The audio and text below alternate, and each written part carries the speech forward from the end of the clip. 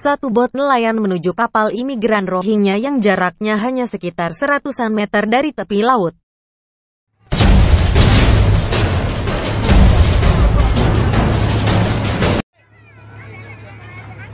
Kapal mereka ditemukan oleh nelayan dengan jarak lebih kurang 4 mil dari pesisir pantai dalam keadaan kondisi rusak.